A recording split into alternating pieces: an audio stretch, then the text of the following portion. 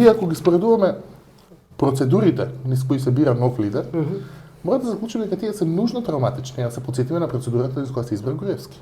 Панорама. Тоа беше една реално катартична промена за ВМРО-ДПМН, едно ребрандирање од корен. Видете како им се односите на тогашниот лидер на ВМРО-ДПМН, Лјупчо Георгиевски, и сегашното. Селекција и екзекуција имаше, да. Значи има таму еден Едипов, можеби некаков Едипов комплекс, тоа не е спорно. Инаку се согласувам со Георгиевски дека голем проблем ќе биде за новото раководство на СДСМ да се состави кохерентен наратив кој нема да биде копија на популизмот на Груевски.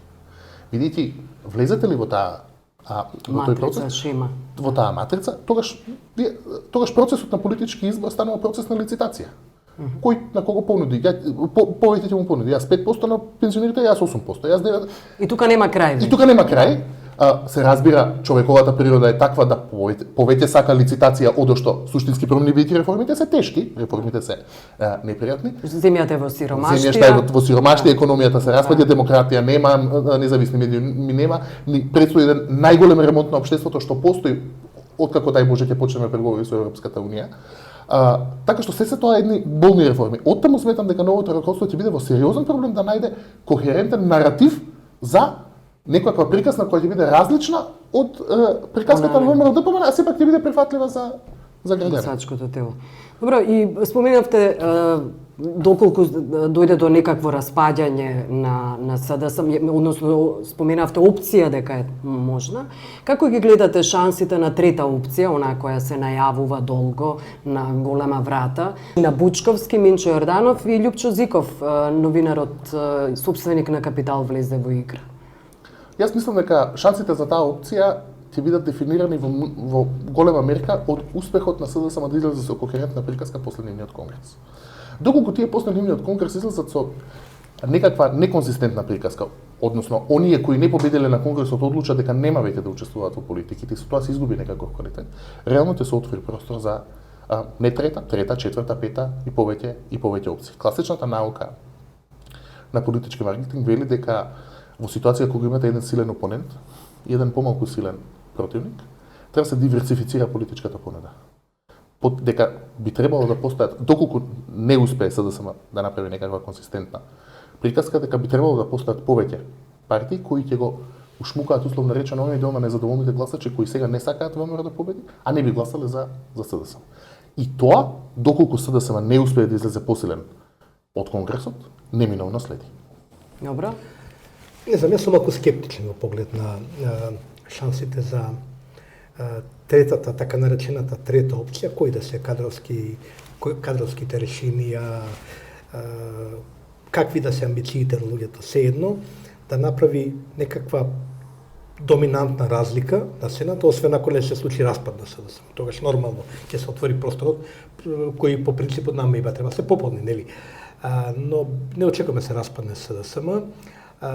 Подсетувам дека во Македонија ние имаме искуства, и то богати искуства со така наречени трети опции, трет пат, нели?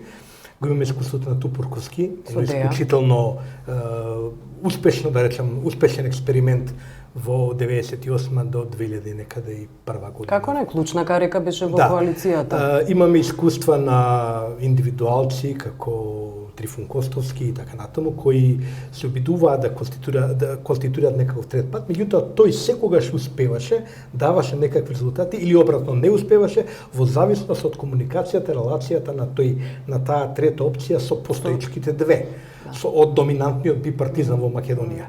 Треба да се знае дека после заедно со машинеријата на ВМРО-ДПМН, машинеријата на СДСМ, зборам за партиската инфраструктура е тоа се двете најразвиени инфраструктури во државата. Тоа е нешто што се создава со години. Партија не е нешто што се гради за 2, 3 или 5 дена. Може да се постигне ефект, може да се постигне да се привлече внимание, да се постигне импресија, да се даде дури резултат, но секогаш во некакво содейство, во некаква релација со постоечките играчи на сцената кои имаат сериозни инфраструктури. Ако не дојде до како што велиме ние распаѓање на СДСМ на Конгресот, јас сепак очекувам тоа да биде Конгрес на обнова, не на распаѓање. Тогаш мислам дека втора, трета, четврта, пета опција може да го збогатат и ќе го збогатат колоритот на сцената, но нема пресудно да влијаат врз како ќе изгледа иднината на Македонија. Јас ако гледам емпириски на тоа, ако го исклучиме изборите 2002, кои беа под влијание на конфликтот 2001, судбината на СДСМ е како да губи од трета опција. Тоа се случи 1998 од Тупурковски, 2006 од Тито Петковски. Така што за нив ова не би било недоживеана ситуација.